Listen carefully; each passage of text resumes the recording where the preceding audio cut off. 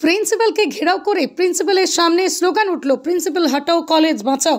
ঘাটাল রবীন্দ্র শতবার্ষিকী মহাবিদ্যালয়ে ছাত্র বিক্ষোভে উত্তেজনা। প্রিন্সিপালের গেটের তালা লাগিয়ে হাতে প্ল্যাকার্ড নিয়ে বিক্ষোভ। ছাত্রছাত্রীদের অভিযোগ, ফি বৃদ্ধি সহ একাধিক দাবি পূরণ হয়নি। এমনই অভিযোগ তুলে পশ্চিম মেদিনীপুর ঘাটাল রবীন্দ্র শতবার্ষিকী কলেজে বিক্ষোভ, যদিও সমস্ত অভিযোগ অস্বীকার করেছে কলেজ প্রিন্সিপাল মন্টু কুমার দাস।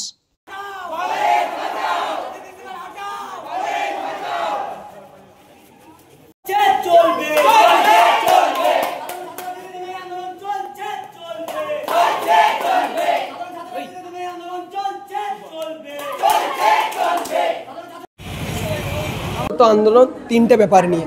এক হচ্ছে আমরা স্যারকে সাধারণ ছাত্রছাত্রী যারা দুস্থ, যারা ভর্তি হতে পারছে না, তাদের ছাড়ের জন্য স্যারকে বারবার বলার পরেও স্যার কিছুতেই ছাড় করতে চাইছে না।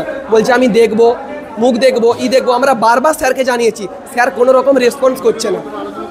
আলোচনা বারবার করেছি, স্যারকে বারবার ফিস নেওয়া হচ্ছে 3200 টাকা, নেওয়ার কত অন্য অন্য কলেজে 2500, 2200। আমাদের কাছে এভিডেন্স আছে, ঠিক আছে। আমরা স্যারকে বারবার বলার পরেও স্যার কোনো আমাদেরকে পাত্তাই দিচ্ছে না। স্যার সপ্তাহে 2 দিন করে কলেজে আসে, স্যার কোনো ছাত্রদের কোনো হেল্পই করছে না। শুধু আপনারা চাইলে স্যারের রুমটা যে দেখে আসতে পারেন, ছাত্রদের সাধারণ ছাত্রদের রুম কীরকম আর স্যারের রুম কীরকম। ইনি রাজপ্রাসাদ বানিয়েছেন। আর কলেজে বিগত 5 বছর ধরে নবীনবরণ হচ্ছে না। বারবার স্যারকে জানানোর পরেও স্যার এড়িয়ে যাচ্ছে। হ্যাঁ, ফিজ নিয়ে সাধারণ ছাত্রদের ক্লাসটা কন্টিনিউ হয়, আর 1 মাস পরে সেকেন্ড সেমিস্টারের পরীক্ষা। আপনারা চাইলে পুরো গোটা ক্যাম্পাসগুলো দেখতে পারেন, কোনো রকম সেকেন্ড সেমিস্টারের ক্লাসই হচ্ছে না। আমাদের এই আন্দোলন আমাদের সম্পূর্ণ অরাজনৈতিক আন্দোলন। সাধারণ ছাত্রছাত্রীদের উদ্দেশ্যে আমরা লড়বো। আমাদের আন্দোলন আগামী দিনে যদি না আমাদের দাবি মানা হয় আরও বৃহত্তর হবে। আমার নাম অরিজিৎ বিশ্বাস, আমি ঘাটাল রবীন্দ্র শতবার্ষিকী মহাবিদ্যালয়ের ছাত্র, সেকেন্ড সেমিস্টার। দাবি হচ্ছে কলেজ, প্রত্যেকটা কলেজ যতগুলো বিদ্যাসাগর ইউনিভার্সিটির আন্ডারে পড়ে, যেমন নারাজল কলেজ, তেমন চন্দ্রকোনা কলেজ, এইখানে যতটা পরিমাণে ফিজ নেওয়া হয় আমাদের কলেজে তার থেকে অত্যধিক পরিমাণে নেওয়া হয়। এটা কেন নেওয়া হবে? যদি ফিজ নেওয়াই হচ্ছে, আমাদেরকে কোনো এক্সট্রা ফেসিলিটি দেওয়া হচ্ছে? এটা আমাদের দ্বিতীয় প্রশ্ন। তৃতীয় প্রশ্ন, কলেজে রেগুলার কোনো ক্লাস হচ্ছে না। আমাদের কিছুদিন পর সেকেন্ড সেমিস্টারের এক্সাম, আমাদের ক্লাসে স্যার ম্যামদেরকে ডেকে আনতে হয় যে ম্যাম স্যার এইদিকে আসুন, আমাদের ক্লাস আছে এইখানে।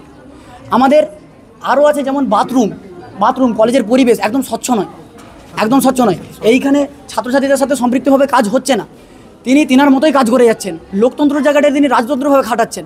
বিদ্যাসাগর ইউনিভার্সিটির আন্ডারে যখন এই সমস্ত কলেজ আছে, সেখানে যদি একরকম 2600 টাকা এক জায়গায় ফিস হয়, আমাদের এখানে 4500 টাকা কী করে হতে পারে? এটা আমাদের প্রশ্ন। আরও আমাদের ছাত্রছাত্রীদের সাথে সম্মানজনক ব্যবহার হয় না। আমাদেরকে বারবার তাদের কাছে লাঞ্ছনা বঞ্চনা হয়ে আসতে হয়। কিছুদিন আগেকার ঘটনা, একটা ছাত্রছাত্রীদের সাথে এমনভাবে স্যার কথা বললো, তার প্রায় পার্সোনাল জিনিস নিয়ে এমনভাবে অ্যাটাক করলো, সে ছাত্রছাত্রীদের দুস্থভাবে কাঁদতে শুরু করে দিয়েছিল আমাদের সামনে এসে। আচ্ছা, আপনি কতজন ছাত্রছাত্রীদেরকে দেখলেন এই ধরনের আন্দোলন করার জন্য? আমার প্রশ্ন। বেশ কিছুজন, এবং প্রিন্সিপালের রুমেও চাবি মেরে রেখেছে এই মুহূর্তে, এবং পাশে যে রুমটা আছে সেটাতেও তারা চাবি দিয়ে রেখেছে। এটা কলেজের ভিতরে এভাবে প্রিন্সিপালের রুম চাবি দিয়ে কলেজ, এটাকে আমরা ভালোভাবে নিচ্ছি না। আমাদের যে সমস্ত ছাত্রছাত্রীকে আজকের যে পরিবেশ, এটাকে আমার মনে হয়েছে এটা একটা বিশৃঙ্খলা সৃষ্টি করার চক্রান্ত। আমাদের এই কলেজের প্রায় 5000 ছাত্রছাত্রী পড়ে, তাদের মধ্যে 95% ছাত্রছাত্রী ভীষণ ভালো, তারা পড়াশোনা করতে চায়, তারা ক্লাসে আসে, এবং আমি তাদের বলেছি তোদের তো চাহিদাও অনেক কম, ফলে তাদের কখনো আমাদের কাছে অভিযোগ আসে না যে 2টো ক্লাস হচ্ছে না কি 4টা ক্লাস হচ্ছে না।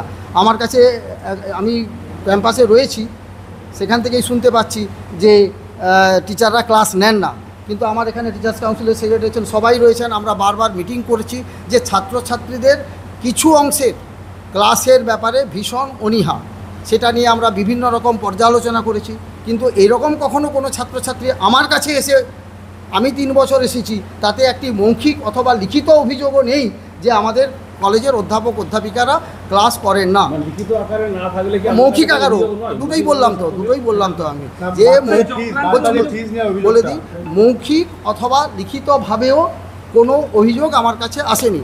তার মানে এটা আমি বলতে চাইনি যে লিখিতভাবে না আসার জন্য আমি এটাকে ভাবিনি, এবং এটার উদ্দেশ্যে আমরা কি করেছি, আমার টিচার্স কাউন্সিল সমস্ত অধ্যাপক অধ্যাপিকারা দাঁড়িয়েছিলেন যে ছাত্রছাত্রীদের উপস্থিতি কিভাবে বাড়ানো যাবে। তাই বায়োমেট্রিক অ্যাটেন্ডেন্স চালু করার ব্যাপারে আজকেই তার ইনস্টলেশন হওয়ার কথা, আগে থেকে কাজ চলছে, ইনস্টলেশন হওয়ার কথা, আমরা এসে এরকম পরিস্থিতি দেখলাম। এবার বলছি, যেটা বলবো সবই বলবো। আমাকে যখন প্রশ্ন করেছেন যে কারণ আমি বলেছি যে আমার কলেজের বেশিরভাগ ছাত্রছাত্রী ভীষণ সুশৃঙ্খল, তারা পড়াশোনা করতে চায়। আজকে দেখুন যারা ওখানে আন্দোলন করছে, যাদের মধ্যে কয়েকজন আন্দোলন করছে, তাদের সমস্ত রেকর্ড আমার কাছে তৈরি করা আছে। তারা কবে ভর্তি হয়েছিল, তারা কটা পরীক্ষায় পাস করেছে, তারা এখন কলেজে আসতে পারে কি না, জোর করে তাদেরকে এখানে দখলদারি দিতে হবে। আমি আইডেন্টিফাই সবটাকে করিনি, কিন্তু যাদের 2-3 জন তাদের কেউ বহিরাগত রয়েছে, এবং যারা আজকে জোর করেই অনেকে ঢুকেছে। সিকিউরিটি রয়েছে। বহিরাগত অ্যালাউ করছি না তো, আজকেই তো জোর করি। কলেজের যা নির্ধারিত ফিস থাকে সেটা তো প্রত্যেকটা সেমিস্টারে আলাদা আলাদা, সেটা তো আমি এখনই মুখস্থ করে বলতে পারবো না। কিন্তু যদি কোনো ফিস বৃদ্ধি থাকে, ফিস বেশি থাকে, সেগুলো নিশ্চয়ই আমাদের কাছে লিখিত আকারে বা মৌখিক আকারে আসবে। আর একটা অভিযোগ এসেছে আমার কাছে যে দুস্থ ছাত্রছাত্রীদের ফিজ কনসেশন আমরা দিচ্ছি না, প্রিন্সিপাল দিচ্ছেন না, এই অভিযোগ এসেছে। তো এটা আমি ক্লিয়ার করবো তো। হ্যাঁ, তো সেই ফিজের আমার মনে হয় দু একজন ছেলে যারা আন্দোলন করছে তারা থাকলেও বোধহয় ভালো হতো নাকি। আচ্ছা, বলছি এই যে ফিজ ছাড়ের যে আবেদন, ফিজ ছাড়ের আবেদনের পদ্ধতি কি হওয়া উচিত। একটি পার্টিকুলার স্টুডেন্ট, তার যদি কোনো অসুবিধা থাকে সে নিশ্চয়ই কলেজে আবেদন করবে। সেটা আমার বায়োমেট্রি দেখলেই বোঝা যাবে। হ্যাঁ, মিথ্যে অভিযোগ। I am the only principal in West Bengal who is giving biometric attendance. আমাকে বলতে দিলেন না, আপনার কথাটা আমার মুখে বসাবেন না। আমি যেটা বলছি আগে শুনুন। আমি না বলছি, আমার ফিজ কনসেশনের একটা অভিযোগ এসেছে যে দুস্থ ছাত্রছাত্রীরা ফিজ কনসেশন পাচ্ছে না। তাহলে সে নিশ্চয়ই কলেজ কর্তৃপক্ষের কাছে আবেদন করবে, এবং আমার গভর্নিং বডি তাদের সঙ্গে রয়েছে যে দুস্থ ছাত্রছাত্রীদের জন্য ফি ছাড় দেওয়া হবে।